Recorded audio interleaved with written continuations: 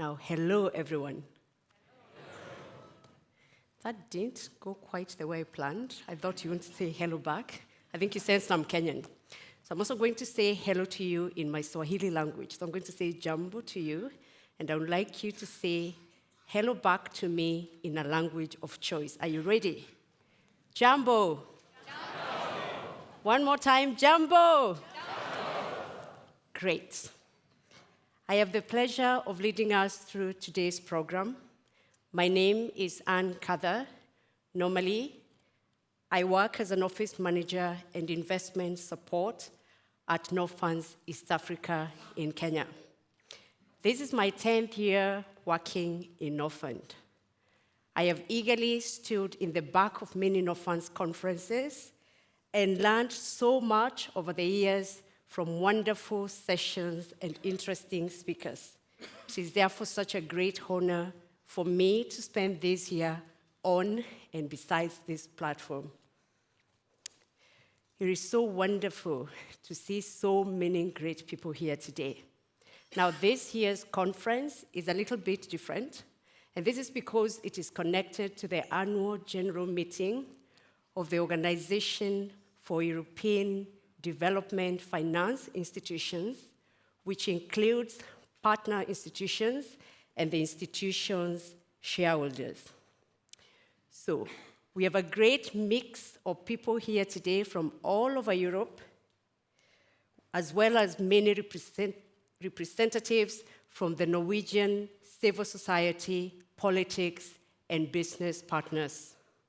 Now, we have a packed program for you today, and our aim has been to create a diverse program and have some honest and insightful panels. Some of the interesting discussions that we have today include investing for peace, how tech can reach the unbanked, getting to zero, among others. So let's get right into it.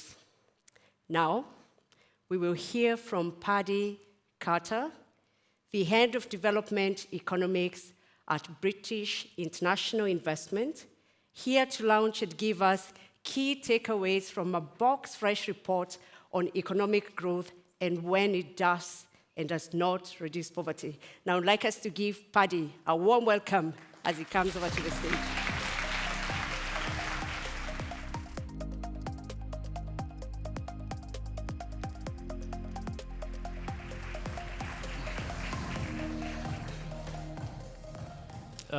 Hello, everybody. I managed not to trip up, so that's the first thing out of the way. It's a great pleasure to be here to speak to you today. I'm going to fire right in. Development budgets are scarce, and there always needs to be a conversation about what DFIs should be doing and where we fit into the overall development cooperation picture. And these mysterious dots behind me represent what we DFIs usually say in that conversation. This figure was created by a technique that takes a big cloud of data, hundreds of dots, observations, different countries in different years, and compresses it down into these dots to show what's going on a little bit more easily. And what it shows is that historically, when investment goes up, poverty tends to be reduced more rapidly. And that's a very strong relationship. I've chosen to use investment, but the relationship with economic growth is equally strong. But growth does not always reduce poverty. We can't just assume that if we have economic growth, then poverty is going to take care of itself. So what does that imply for what we should be doing? What does it mean for a DFI to target investment at poverty reduction? So I'm here to talk to you today about this paper that we wrote to answer that question with the assistance of Norfund. And the idea behind this paper is that if you want to know what it takes to eradicate poverty, you should start from the experiences of the countries that have done it. This paper was written with a team of academic economists. It's a very long paper. I'd be delighted if you were to read it, but today I'm only going to try and make 3 points. The first of those points is about complementarities. poverty falls the most rapidly when different public and private investments are working together and reinforcing each other. We've called those three types of investment: urban investment, rural investment, and government investment. So the first of these, we've called it urban, these are investments in infrastructure, in more productive, larger firms. I've pressed that at the wrong time. Hang on, sorry. The second is rural, and most people living in poverty are in rural areas, and the linkages from urban growth often aren't strong enough to lift them out of poverty without concerted efforts to reach them. So the successful countries that have reduced poverty rapidly, they've often made public investments in rural roads, rural electrification, and there are various steps that governments can take to raise agricultural productivity. And then the third is it's government spending on public services and social protection. And there are various mechanisms between these things. Now is the right time to be pressing these. I'm putting a few of them up here. So, for example, urban growth pulls workers out of the countryside. It means that the fewer farmers that are left behind can make more income each, and investments in agricultural productivity mean that you need fewer farmers to produce what the quantity of food you need, and more productive farms means cheaper food prices, which is good for urbanization. Urban investment generates tax revenues. Tax revenues can be spent on education. The social benefits of education will be greater when there are jobs that need educated workers, and our efforts to create jobs are likely to be more successful when there are educated workers. And this theme of complementarity comes up a great deal in development. And while all this is going on, there are the kind of more fundamental economic linkages which mean that growth in one part of the economy benefits people elsewhere. If there's enough demand for labor, then wages will rise across the economy, and of course you need firms to be producing the goods and services that other firms need to make things and that people want. And we mustn't forget about the importance of an inclusive financial sector, which you need to ensure that firms can take advantage of opportunities and, for example, farmers can afford to buy a tractor. So poverty reduction is first and foremost about growth. If you look around the world where poverty is high, it's often in countries that haven't grown. But when growth happens without poverty reduction, it sometimes looks like this. So you have growth taking part in a section of the economy that's more like an enclave, like oil and gas, with fewer spillovers into the rest of the economy. You have cities where the economic activity is really consumption and not production. My second point is about the difference between the short and the long run. When most people living in poverty are working in agriculture, then anything that you can do to increase agricultural productivity has an immediate effect on poverty. And there is a great deal of evidence that shows that growth in the agricultural sector tends to be pro-poor.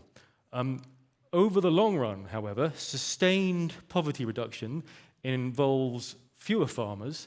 It involves more people working in larger firms and getting paid a wage. And this figure here is the experience of countries that have recently become upper middle income countries and have more or less eradicated extreme poverty, and that's what it looks like over the long run. So we need to be doing things which are working in the short run, and we need to be thinking about the long run. The final point is about government spending. So it's easy to understand that when an economy grows, the pie gets bigger, the amount of resources that a government has at its disposal increase. But what's less obvious is that as countries grow, they tend to spend a larger share of their resources on the social sector. So government spending on social expenditures increases as a percentage. So this is what it looks like, a few representative dots in there. And what this means is that when these things combine, you've got a bigger pie and a bigger share of the pie being spent on social expenditures, then the amount of money that gets spent increases extremely rapidly. So low-income countries spend, on average, just $15 per person per year on social expenditures, which is an utterly inadequate sum. Lower middle-income countries spend $90 on average, and upper middle-income countries spend $340 per person per year on average. So if you are someone that believes that good public services and social protection is the key to poverty eradication, then of course you absolutely do want countries to grow to upper middle income status. So I think that if you want to know what eradicates poverty, if you listen to some of the countries that have done it, they will tell you Ethiopia is a country which for some decades reduced poverty extremely rapidly. When it was doing that, the government was working very hard in the agricultural sector to to increase productivity. It was spending on education, and there was a big social protection program funded by donors. But they were very deliberate about attracting investment into strategically important sectors for the long run. Here we have Jan Hao, and he is describing these investments in economic transformation as being about improving the structural context of poverty, which is something that has to happen at the same time as policies and investments to alleviate poverty. So it's going too far to say, I think, it's going too far to say that the experiences of how countries eradicated poverty give us an exact answer about what form development cooperation should take. But I think it's reasonable. These things are complements. We should do what we can to try and help countries with all of them. Now, development finance institutions in the private sector, we can make some investments that reach people in living in poverty directly. We can play some role in these rural investments, but we are particularly well suited for making investments in larger, more productive firms that are absolutely necessary for sustained poverty eradication. I'm out of time. That's all I've got time for. Thank you very much for listening. If you follow that, it'll get you to the paper, I think.